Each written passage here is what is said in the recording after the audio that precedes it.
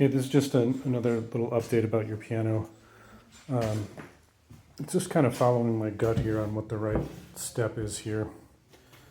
I think we're jumping the gun on tuning, and I've got a couple of reasons why. The first is that the piano is not in its fixed location, and a piano this old is like 900 pounds. And it actually takes time for the instrument to twist to meet the foundation when you move it.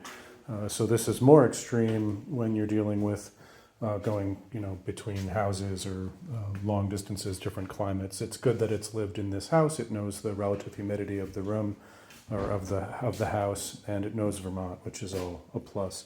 But it is not in its end location. And when the piano is this heavy, let's get out here and talk with my hands. It twists to meet the foundation, and we don't want to be in a position where we're tuning this instrument and then moving it back to its spot, and the jiggling of the move can detune it, and then as it sits and gradually twists to the floor. So Carnegie Hall has a stage that moves. The orchestra pit is not for the orchestra. You can pick up your cello. The orchestra pit is for the piano. That is a 9-foot Steinway holding 20 tons of pressure, and it took somebody 3 hours to tune it, so you don't move that piano, you just move the room underneath the piano. The other reason why I think we're jumping the gun tuning today is that we are in a position where we might want to install the damp chaser, which is the humidity control device for inside the piano, keeps the piano at 41% year-round. That system is about $550 parts and labor. And there's a logical order of operations wherein if I tune the piano today and then install a damp chaser tomorrow, we lose that tuning because the piano is not at 41% humidity right now, and the change happens on a cellular level on the soundboard. So again, I'm going to put this down so I can talk with my hands. The soundboard of a piano is a crown. On a grand, it's like an arch ceiling. On an upright, it's like a belly. It's designed to be at a very specific curvature underneath the down-bearing of the strings. And when the piano hasn't been tuned in a long time, the down-bearing exertion of the strings is insufficient. The crown of the soundboard sits in an exaggerated posture. And then as I'm tuning, kind of this happens. The other reason why you can have the soundboard swell or contract is on a cellular level, that if it's really humid out like it was this August, then the soundboard swells. And when it's really dry like it will be in January or February, the soundboard contracts. So the good news is that even though this piano hasn't been tuned in a long time, it is still really close to tension. And that is somewhat to do with how humid it was over the summer and the fact that it hasn't all the way outgassed yet. And it is also just to do with the quality of the builds, because this is from an era of all hand-built pianos, and the quality of the wood stock available then is amazing. And there wasn't a computer equation saying use this little metal and this little wood. It was just guys who had built pianos for their whole life saying what won't break. So you're not going to get a piano born in 2022 that's going to live this long. I haven't looked up the serial number, but I will. I would guess this piano is from like 1904. It also has wormy walnut in the baseboard of the piano, which is an extinct brand, which is pretty cool.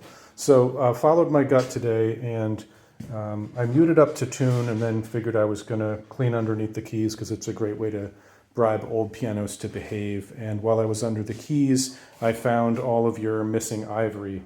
So I've re-glued all of your ivory with the exception of course, the tail of middle C I did not find. Everything else I found. And actually there was a couple extra under there, so like this ivory is not original. I can't tell if I'm pointing at the right thing with the phone here. That yellow one on the low C, that's not the original. So sometime in the piano's history, ivories were put back on, but not from the original piano. So we have these extras sitting over here now where they're not going to go anywhere. But yeah, things don't go far when they get lost inside the piano, so I suspected that the ivories might be under there. I re-glued tails that were clicking and popping up as well. So that feels like the best way to spend today's time. And then we've got this hammer that has a broken hammer shank, so that needs to be removed. I'm going to take that with me so I can execute 90% of that repair. You can't actually put the hammer on until you're back at the piano, but I'll put the replacement shank in so that it's ready to go. And then we have to decide if we want to install a damp chaser. If we want to install a damp chaser, then we can install that as soon as possible, because the damp chaser takes about 3 weeks to acclimatize the wood of the instrument. So if we're going to be moving the piano to its true location and waiting a little while for it to settle, you don't have to wait the full 3 months, but it's wise to wait a fair amount. Then we can put those two waiting periods concurrent. So you could install a damp chaser and let the instrument settle to its new location. We could install a damp chaser in its non-permanent location. You just have to be careful when you're moving it, because there would be a reservoir of water in there that we don't want sloshing around. But you'd have to be pretty aggressive to make it spill. If we don't want to install a damp chaser, so it is a good candidate for the damp chaser because it's in amazing shape. It's like 1 out of 10 old pianos that are in this good shape, and so keeping it would be great. There's a little bit of a mystery, of question mark, because I don't know the piano. I haven't tuned it. The only way you really know a piano is by moving every tuning pin, and I haven't done that. But of all of the major components to have a problem, the pin block is the one that allows you the least expensive, least invasive repairs. The traditional old-time repair is very invasive and can be more trouble than it's worth. But essentially, the tuning pin is a finely threaded screw. Let's talk with our hands again. The tuning pin is a finely threaded screw. We only see the very end of it. There's another 2 inches that's into the pin block. And the pin block is many different laminations of maple wood. You could have this absolutely amazing piece of maple, but then you start drilling holes in it and jamming these tuning pins in, and it's just going to crack along the grain, no matter how great the piece of wood is. So the Steinway patent is 7 laminations of maple. So this will have maybe 5, maybe 12 different laminations of maple, and the wood has better end grip than it does through grain grip. So if you do start getting fatigue in one of the laminations, there's many other laminations that won't show fatigue, and there's always end grip on the pins. So that's what we'd be looking for, or rather be feeling for when we're tuning, is, oh, this pin is really loose compared to its neighbor. And the inexpensive modern solution is a CA glue, which is a super thin super glue. It is not strong enough to glue anything in place. You put a couple drops where the pin meets the plate, capillary action draws it in. It acts as a gap filling measure. So you put a couple drops. Next time you move the pin, those pieces of glue break off and fill the cracks. Not time consuming, not expensive, a little bit smelly.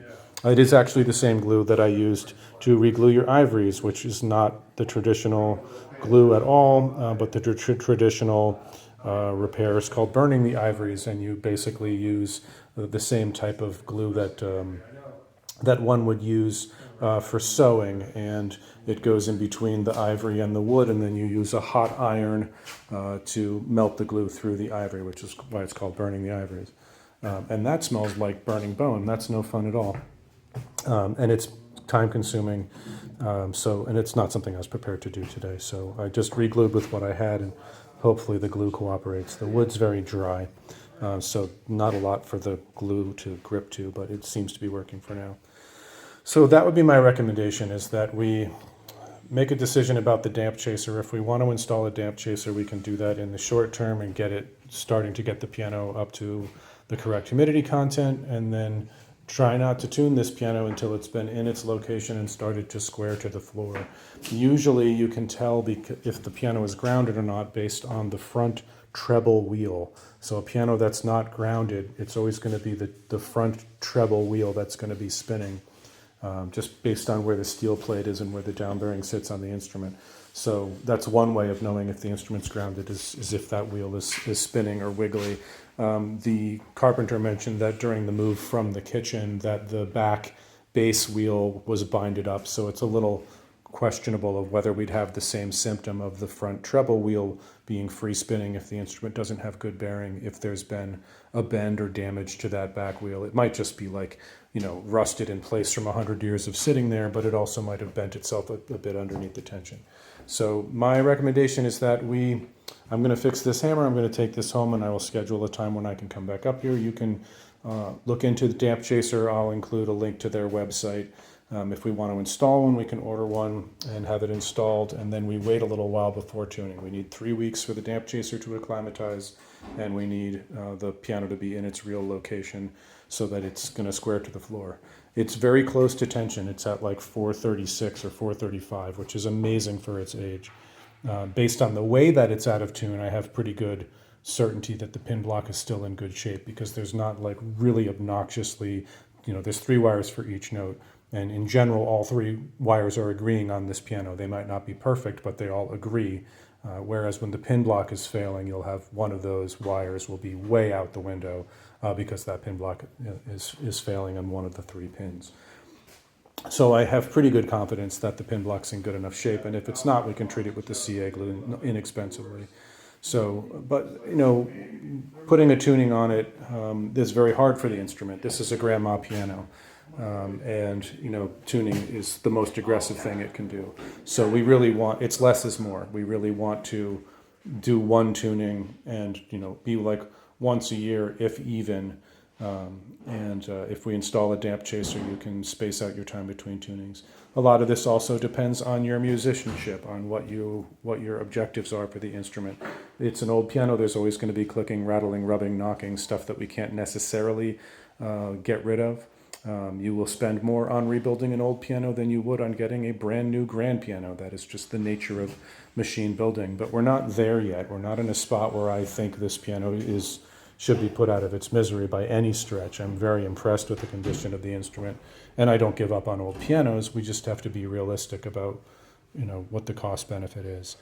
So really the biggest ticket item you should throw at an old piano is a damp chaser, and it just freezes time and allows you to make decisions more gradually than the piano might otherwise insist. All right, a very long video. I will send a link to you once I get back to Wi-Fi.